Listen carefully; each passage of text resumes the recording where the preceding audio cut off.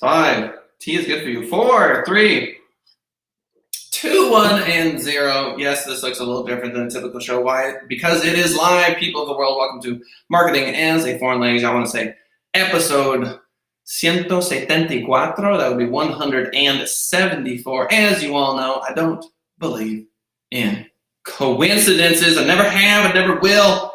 I think that people enter into your life for a reason, a good reason, not just some random chaotic reason. No, a good reason, my friends.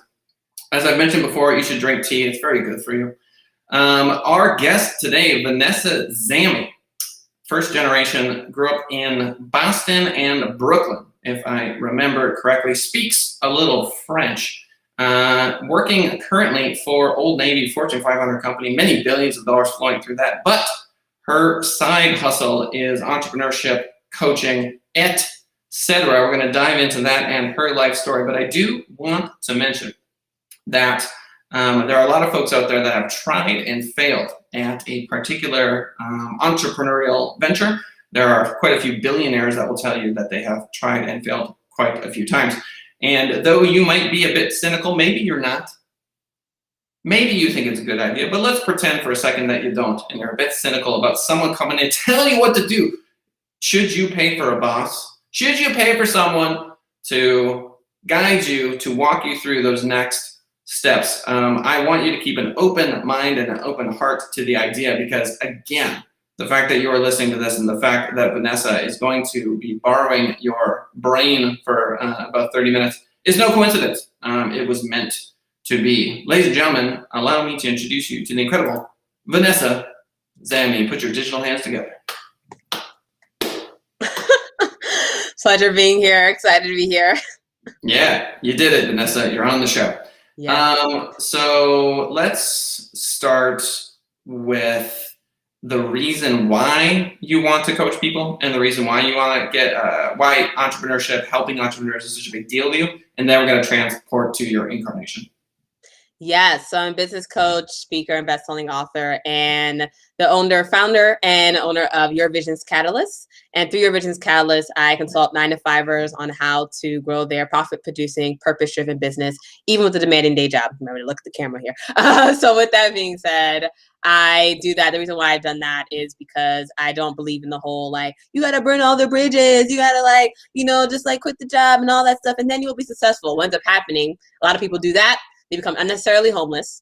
Then they struggle. Then they go back to work, right? Or they essentially realize that doing a business is not just, oh, you launch it, voila, success, right? There's a lot more to it than that whole day one, 6 steps to $1 million that people like to tote around or whatever it may be. And so I'm a big believer that is what's actually necessarily harming people from really moving forward in their business and moving forward in what it is that you want to do. Right now, you know that there's something unfulfilling. Right now, you know that there's like a reason for you, a bigger reason for you to be on this earth and do something maybe beyond the cubicle that you're doing. And so move forward in that idea, right? Move forward in that business, move forward in that idea to really start liking your monies again, right? That's simple. Just like your monies again. No reason to hate it. And so I just love bringing people that happiness and that joy and equipping them and empowering them with the resources that they need to move forward. Yeah. Okay. So I love that for a number of reasons. Reason number one is because there is this sort of, subculture. It's very strange to me. I don't fully understand it. And by don't fully understand it, I mean I don't understand it at all. Of people that are selling this idea that quitting the day job is definitely the right move. This makes no sense to me. I'm very fiscally conservative. That's sort of my vibe. You could call me stingy if you wanted to. But not when it comes to serving others. When I do Chinese tea in the park by my place every Tuesday at 4, where I bought $70 worth of tea yesterday from my friend Leo Lucchidi, friend of the show. Shout out to Leo. Anyway, I give the tea for free, and I love that sort of thing, Mm-hmm. But as a business owner, I have to be very sort of protective of the revenue and blah, blah, blah. Anyway. But yes, this idea that you need to quit your job and, as you put it, become unnecessarily homeless is pretty good. And also you have a talent for alliteration. Yeah, he was a pa pa pa pa pa da da da da da. I can't say what it is, but it's the pa pa pa pa pa da da da da. And you know what I'm talking about, the You know what I'm Yeah, talking about. profit producing, purpose driven business. Profit producing, purpose driven delivery of Danishes to Denmark, something like that. No, I love that. Okay, so we get it, we understand it, at least from a cursory perspective, we could say. Mhm. So why don't we go back? Let's go back. Do you want to start with your parents, or do you want to start with you? Well, my parents were born in Haiti. I know of my mother. My mother was born in Haiti, and then she came to America in her mid to late 20s, I think. She doesn't share about her life for real. And so then I think she came actually to New York, is where people, essentially her parents came, their siblings came. She was one of the siblings who came. And then she came to America, and yes. Then I was born in America. And then I was raised in Brooklyn, New York, and then Boston, Massachusetts. Before then, going to California, where I was for the last 10 years or so. Now I'm back in Massachusetts with my family. Okay. So in your house, what was the house like? Mom, dad situation, just mom? Just mom. So when I was in Brooklyn, it was so so I do have a younger sibling, but she didn't come until I was like 10 years old. So it was a long time, just me and my mother. And my mother was working essentially, and so in the New York public school system, they like ask you for like their income information in order to like get to, whether or not you get free or reduced lunch, whatever. And so that's how I knew my mother's income. And so essentially she didn't make it past, 36K. She probably will never make it past 36K in any year, based on her like hourly wages with her jobs. And, so we live in an apartment in Brooklyn. There are a lot of roaches in the apartment. Turns out, roaches, it doesn't matter how clean your place is. They come, and once they're there, they stay. They will just, they're survivors, so they will just find what they need to find. So with that being said, yeah, lots of roaches. They say that you eat spiders in your lifetime. It's like 8 spiders a year, 8 spiders in your life, something like that. That seems like a ridiculous. I've heard that stat. I don't like it. Yeah, it's like a thing, right? I'm not a fan of that. That's what they say essentially. But I'll say that I probably, remove spiders, insert roaches. So let's hit the pause button there. So thank you for sharing. I'm all about these stories because if you think as a listener that there isn't a direct correlation between living in that kind of environment and the fuel that Vanessa has to help you succeed in your business, you're crazy, right? Because those two things because the past is the present, right? We remember the past in the present moment, therefore the past is the present. And so here she is sharing this particular thing. And these moments, though they seem bad, obviously, and you could look at it negatively and be like, roaches are bad. But again, no coincidence. It's not some sort of fluke that there were roaches. It's all part of the narrative. It's all part of Vanessa's story. And so there you have it. I really like working with folks that have the yin to the yang, if that makes any sense. Like that's a very yin sort of like a little bit of darkness, a little bit of rough patch, you could say, or at least that particular piece. Now, obviously the home is filled with love and it's this incredible place, but also roaches, right? And so how do we remove the roaches from our business? Is it possible? How do you deal with them?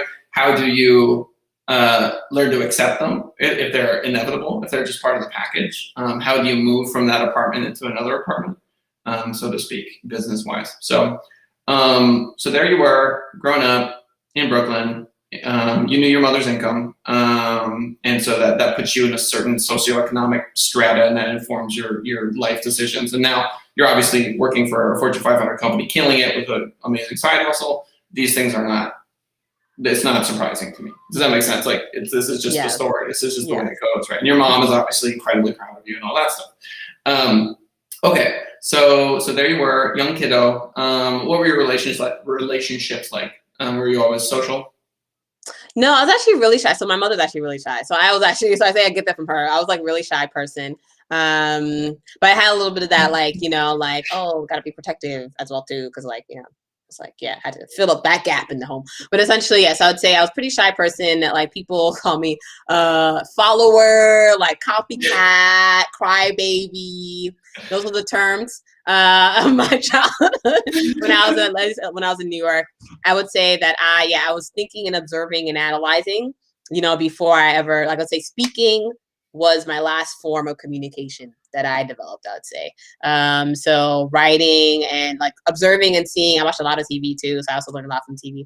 But a lot of observing and seeing and analyzing, and then writing, I would say, writing was probably better, and then speaking was like the last form communication I ever developed. And you tell me if I'm wrong, but public speaker, is that on your resume? It is, yeah, I am a speaker, yes. See, that's what I'm trying to say. This is what I'm trying to say. So for folks that struggle with being timid, that sort of thing, or shy by your own words, sometimes you find them in front of stages, and that seems like a strange thing. Seems like a paradox, but to me, it's not. I think if you're shy, the anxiety you feel having a conversation, or at least initially when you're first learning, it's really intense. And getting used to the intensity of that conversation is precisely the same thing that happens when you're about to go on stage. It's the same feeling. Yeah. And if you're used to that feeling, you're like, look, this isn't like news to me. Like, I know this feeling. Like, here we go. Yeah, I'm sweating. But here I go anyway, That's kind of the essence of public speaking. Do you think I'm crazy in saying that, or is there any truth to that?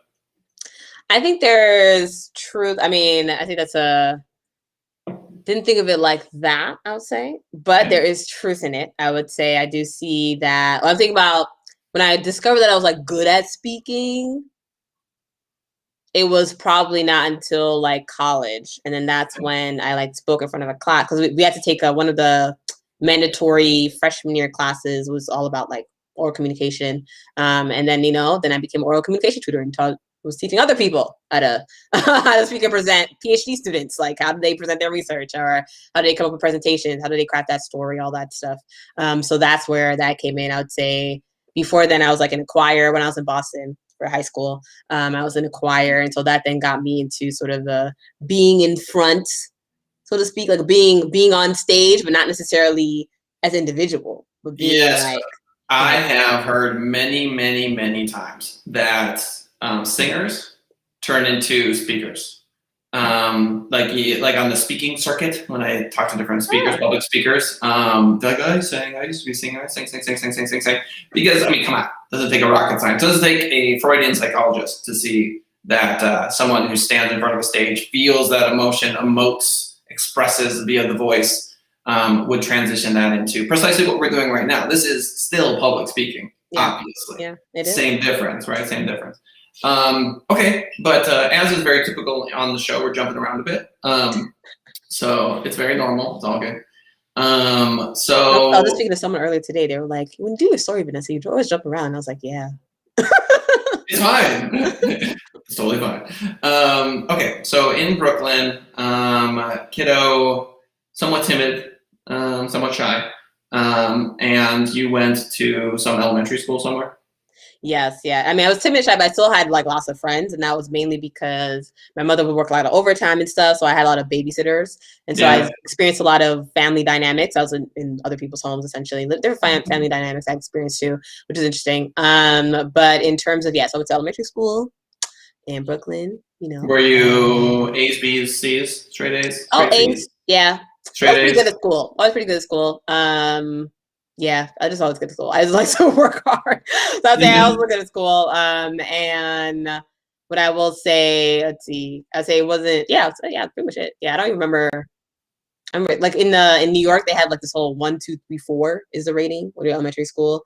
And then it wasn't until I got maybe to like Boston where it became like, actually, no, I think even in middle school in Boston, it was like it was 1, 2, 3, 4. No, I think it was ABCs by that time. I see what you're saying. Was a 1 good or a 4 good? Oh, 4 was good. 4 was the best, and then 1 was like, like cruising to an F. Yeah. So I'd say I got like a lot of 4s in the math and science stuff, and then 3s when it came to like English. Yeah. Okay. All right. Okay, so you're going through school. School is not a huge challenge for you. You're good at it. You're smart. You spend a I lot also of just time. study and do my homework. That's what- Well, see, that's just it. Like, I honestly, when it came to promoting the show, I was like, hold on a second, I'm not doing Instagram. Like, what's wrong with me? Like, you have to do the work. You just, you know what I'm saying? Like, yeah, what yeah. silly, like coming up with these excuses. Yeah, so just do the work. I think that probably has something to do with what you're doing now. How much of what you're doing now is just holding people accountable to things that they know they should be doing anyway? Oh, yeah, it's a big part of what I do. Yeah, as a business coach, a big part of what I do is that because essentially it's like I would say the mindset is about 80% of it. The mechanics are 20%, right? The mechanics are you do marketing, you do on this platform. It's how you do it. Like, let's figure out the copy. That takes like 2 seconds, right? Not 2 seconds, but essentially you figure out the copy. You don't have to do it like 5 sessions to figure out the copy, right? And so a lot of part of it is that whole 80% when it comes to the mindset, which comes to accountability, dealing with the fear of success, the doubt in, people like having themselves, which then forces them to then like stop something or tell themselves later, tomorrow, next week, when they tell themselves that that's when they're going to do it and then they don't do it that later, tomorrow, next week, until then they hop on the phone with me and like, Vanessa, I didn't do it. I'm like, why? And it's like, all this stuff comes up. But yeah, my clients like to call me, their business coach, their life coach, and their project manager. So yes, a lot of what I do is accountability. Yeah. Okay. So when you're chatting with someone for that initial consultee call, they haven't paid you yet, but you're just getting a sense. Do you create a list of things that they tell you they should do and then use that as a weapon later to beat them over the head and say, you said you were supposed to, you told me. Do you ever you know what I mean? Like, because is there a bit of, okay, here's the question. Is there tough love involved? Is this just like a tough love sort of vibe? I would say that's why like people who do work with me appreciate me for that. It's because I do I have a lot of, and it's part of that Brooklyn, New York side of me. And then the Boston, Massachusetts side of me is I'm very much like I don't have time for games. Like I'm like, so when I'm coaching someone, right? Your business is in my mind. Like I'm putting my time and energy into you, and I don't got time and energy to waste, right? Like maybe you do, but I don't. So as far as I'm concerned, we can either get it together, we cannot get it together, right? But what I'm not here to do is be like, oh, you look a hot mess, but let me tell you how not a hot mess you are. OMG. Like, no, it's like, if you're a hot mess, let's address the hot mess. Let's solve the hot mess. And then let's keep moving forward, right? And so I started thinking of it that way, right? But I also, at the same time, I'm all about the positivity too. So I will acknowledge when you're not a hot mess. If you're acknowledging, telling yourself that you're a hot mess, I'm like, no, you're actually not. This is all stuff because this stuff that's happened, right? But what I won't do is like sit there and avoid like the problems that we see, and then a sober, actual, realistic view of what is actually happening. I'm reminded of Marie Kondo. Do you know her? KonMari? You ever heard of this lady? Is she the one with she's the like organizer person? Yeah, does it spark joy? She comes into your house. She's such a, how do you explain? Like, she's a force. So she gets you to do all of these things that you otherwise wouldn't do, but in like the most polite, nice, sort of spiritual way that, just like, you don't realize that she's getting you to throw away 80% or donate 80% of your belongings, but that's precisely what happens when she rolls up. And I think that there's probably a parallel between her and you, because it's not like Marie Kondo's coming in and doing the work for you. She's not. She's showing up. She's like doing a little prayer. She's like, I'm just meeting the house. You're like, what's this lady doing? And then she's telling you to like hold your things and say thank you to them as you get rid of them, or like hold them. Does it make you happy or not? And she's just teaching you this process. But now my house looks like a magazine. And it has for years. Like, ever since I watched that show, like, you walk into my house, you're like, whoa, it's just very sparse. It's just not that crazy onslaught of junk and mess and the dirt and dust that all that crap collects over time. So I'm somewhat reminded of that. Is there anything about what you do that's the cleaning up people's mess? Because you call it a hot mess. Yes, I would say part of it is that's sort of the beginning stages, is the cleaning up of the mess. It's the, you were doing the 15 million other things that you don't need to do. Because a lot of also what I do is I'm all helping people take care of themselves while taking care of their business. So it's not just taking care of their business, but how do they take care of themselves in that process? How do they take care of their family, their day job, their life that they have going on when they decide to then add on this extra thing. And yes. And so I ends up having a lot of people come to me overwhelmed and stressed out, and it's a hot mess. And so we navigate that. So what I was doing the first session is a lot of also, working through what is your calendar of things that you actually need to do, and help them sift through all that understanding of, when you mention the part about, does this make you happy? Does this not make you happy? I also do a lot of that in terms of, is this person toxic? Is it not? Is this person like adding value in your life? Are they not adding value in your life? Like, what needs to go so we can make room? What do you need to say? I tell my clients, what do you need to say no to, so you can say yes to other things, right? Part of that being saying yes to what you need to do to take care of the business, right? And make that happen, so you can say yes to your purpose, to your legacy, to the example you're setting for your kids, to the financial freedom that you deserve and that you can have. Yep, I'm all about creating vacuums of space because they will get filled.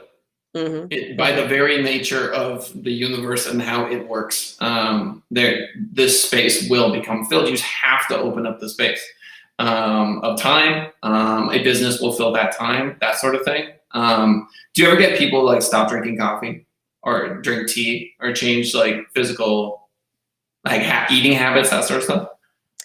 I would say that I haven't intentionally, I don't say like, hey, be healthier. What I do say is that a lot of my energy, like when I'm on like lives with my videos, I'd be like, my energy comes from water and sleep. Cause that's what it comes from. I don't do like caffeine or coffee or whatever. Like, I do like maybe orange juice, like one time a quarter, but yeah, my energy comes from water and sleep. And so that's generally like how I function, how I operate. So it's people, so essentially it's definitely when I tell people, I'll say change their habits in terms of getting them, to sleep better. Or one client I was just connecting with recently where she was like, she's a mother of 3 young kids, and she is, trying to balance the business while also balancing a household. But because she's a mess, the household is a mess, right? Because your environment is a reflection of you. And so what ends up happening was that, she's like, now she's at a place where, I'm taking better care of myself and be more conscious of what I'm buying at the store, because it's all about, for her, it's been a lot more life strategy in terms of taking care of yourself and like taking care of your life so that your kids can also be in a good place too. And they can feel that good energy. And then it all just ends up, working out for her. And so now she has her kids come up to her, asking for family meetings and stuff. And it was this whole thing. But yeah, so that's what I'd say there. So yeah. So unintentionally impacting their decisions. It comes in there. But Yeah. Yeah. No, I love that. I'm all about that. There are huge subtle changes that we can make in our lives that have profound impacts. Leo, the tea shop owner I had on the show the other day, was talking about tea. He's a total tea guru.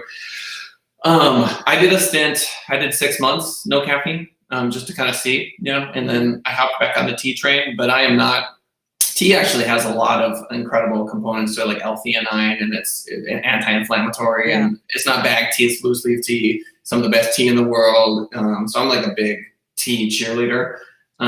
So I'm pro tea, and it definitely helps people who are coffee drinkers because they go, I can't survive, I'm gonna die. It's like, I think tea, it depends on the tea. Yeah, it depends on the tea. Oh, it definitely depends on the tea. So maybe I'll get you on the show with Leo one of these days, or you can go back and watch that show, and we'll maybe what we want to do actually is like send guests tea, and then we all sit together and drink tea. But if you're not a tea drinker, we don't want to, whatever. Okay. I can do some lemon and ginger. I do it when I'm sick. When I feel something coming up, I'm like, oh, drink that tea, drink that lemon and ginger. And then all of a sudden, I'm not sick anymore. I don't get sick. It's great. It cures what ails you. It cures what ails you. Or like, man, I keep eating all these amazing peppers. Also, eat coconut, people. Buy a coconut, get a hammer, and just crack that thing open. Drink the manna from heaven that is inside the coconut, and then do a YouTube video on how to take the coconut off the husk and eat the coconut. People keep eating coconut infused whatever, coconut flavor. No, eat a coconut. Oh, yeah. Eat a coconut. There's so many people that are just not about the coconut life. I'm all about that coconut life. Anyway, okay. So did you grow up with a lot of coconuts? Is that no? I grew up in North Dakota, which is like a coconut. I visited that place once. That place, yeah. I was going to a Latin convention. I studied Latin in high school, so I. Who didn't go to North Dakota for a Latin convention? Are you kidding? I mean, say no more. We all know what that's like. So Caroline writes, what a great quote. What can we say no to so we can say yes to something else? That is a Oh, very thank you, Tao. Caroline. Appreciate it. There you go. It's a very Taoist sort of quote. It's a Taoist wisdom right there. There is no left without right. Up is because of down. Evil is because of good. Maybe I should put that on my Twitter. Yeah, there you go. Yeah. So, okay. Elementary school. You navigate through that. You have friends. You're doing your thing. You're getting fours, which are A's, essentially. Yeah. And then when did the Brooklyn to Boston transition happen? How old were That you happened in the middle of middle school. The middle of middle school, which, as I define it, because different states have different definitions of things. So 6th to 8th grade. So the middle of that. So it happened near the end of 6th grade. And yeah, so actually first we went to New Bedford. We were there for 4 months. So New Bedford is another town in Massachusetts, and closer to like the border or so. So we're in New Bedford, and then we were there for a few months. Then we went to Boston, where there were more roaches. Then we went to Boston, and which turns out is a health hazard that who knows, if I knew about these things and resources, I would have been like, oh, guess we could sue the landlord, but guess I didn't know about those things being a possibility. And so it's my purpose in life to share information with those people so they can become better versions of themselves. But anyways, with that being said, yeah, so that's what happened. So end of middle school, and that was, yeah. So by that time, my sister's already born.